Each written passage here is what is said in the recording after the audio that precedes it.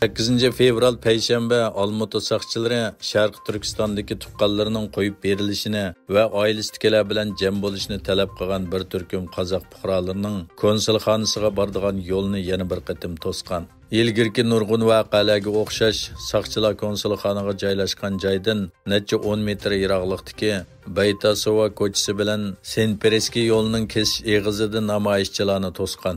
Namoyishga qatnashganlardan biri bo'lgan 68 yoshli Xolida Akitan soqchilarga o'zining 3 o'g'li, kelini va navrilari bilan bir necha yildan buyon ko'rishib boqmaganligini aytdi. Amerika Tilshunoslik jamiyati qarmog'idagi yo'qolish girdoviga berib qolgan tillarni qo'g'dash komiteti Norvegiyada yashayotgan Uyg'ur tadqiqotchi Abduvali Ayubning Uyg'ur tilini qo'g'dash va tashviq qilish uchun ko'rsatgan tirishchanligi uchun uningga Tilshunoslik munavvar mukofoti bergan. Mazkur komitet Abduvali Ayubning Uyg'ur tilini qo'g'dash uchun qilgan xizmati va Uyg'urlar jamiyatiga qo'shgan to'kpisiga baho berib mundaq degan: Abduvali Ayub hayotining ko'p qismini Uyg'urlar jamiyatiga bag'ishlagan. Bo'libmi xatarga qaramay Uyg'ur tilining saqlanishi va davom qilinishi uchun tirishchanlik ko'rsatgan.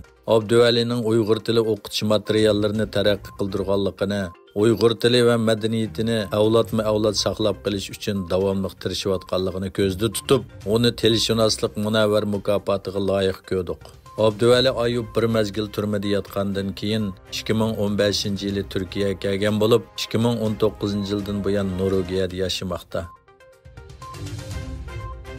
Türkiye'de yaşaydigan muhacir Abul Qasim Tursun, inisi Abul Hashim Tursun'ның 2018 yılı 3. ayda İran'ның İmam Hümeyni aerodromida tutqun qilinib, Xitoyga qaytarib etilganligini inkos qilgan edi. Yaqında onun 15 yillik kesilganligini va uningga chetishliq 12 kishining jazo o'tayotganligini aniqlandi. Ma'lum bo'lishicha 2018 yil 3 oyning 7 kuni Irandan qaytarib olingan Abul Hashim Tursun haqida uning Turkiyadagi aksi Abul Qasim Tursun oradan 2 yil o'tganda uning Qashqarda turmada ekanligi haqida g'ayri rasmiy bir uchur olgan. Ammo u bu uchurning to'g'ri xatoligi va to'g'ri bo'lsa jazo muddatining qanchalik ekanligi haqida ma'lumotga erishaolmagan. Argentina davlat komandasining 3-oyda Xitoyda o'ynashni planlagan do'stlik musobaqasi futbol cho'lponi Messiga bo'lgan inkoslar sababli amaldan qoldirilgan. Messining oldingi hafta Hong Kongdagi musobaqada sahnaga chiqmaganligi zo'r g'ulg'ula qo'zg'agan bo'lib, Argentinaning kelar oy Xitoyning Hong Kongda o'tkazilmoqchi bo'lgan Nigeriya bilan bo'lgan do'stlik musobaqasining o'rinlashtirishiga ta'sir ko'rsatgan. Ma'lum bo'lishicha, Inter Miami komandasi bilan Hong Kong rayon musobaqasi o'ttirisidagi musobaqada Messi musobaqaga qatnashganligi uchun tomoshabinlarning bilet pulining yarmi qaytarilganligi e'lon qilingan.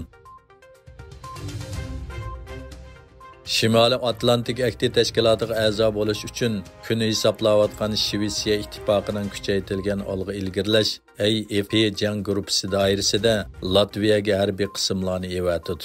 Ma'lum bo'lishicha, Stockholm NATO qarmog'idagi Latviyaga taxminan 600 dan 800 gacha askar va ig'ir tipdagi Beronovik va uskunlarni evatdi ekan. Pakistonda 2 sobiq bosh ministr saylamda g'alaba qilganligini jakalagandan keyin Pakiston armiyasi bosh shtab boshlig'i bu davlatni hukumatsizlik va qutublashishdan voz kechishga chaqirdi. Egilishicha, natijalar asosan e'lon qilingandan keyin turmadagi sobiq bosh ministr Imron Xon bilan bog'langan mustaqil kandidatlar parlamentda ko'p sonliq o'ringa erishgan. Armiyaning qo'llashiga erishgan sobiq bosh ministr Navoz Sharif bo'lsa, g'alaba qilganligini jakarlab, boshqa partiyalarni birlashma hukumat qurishga chaqirgan.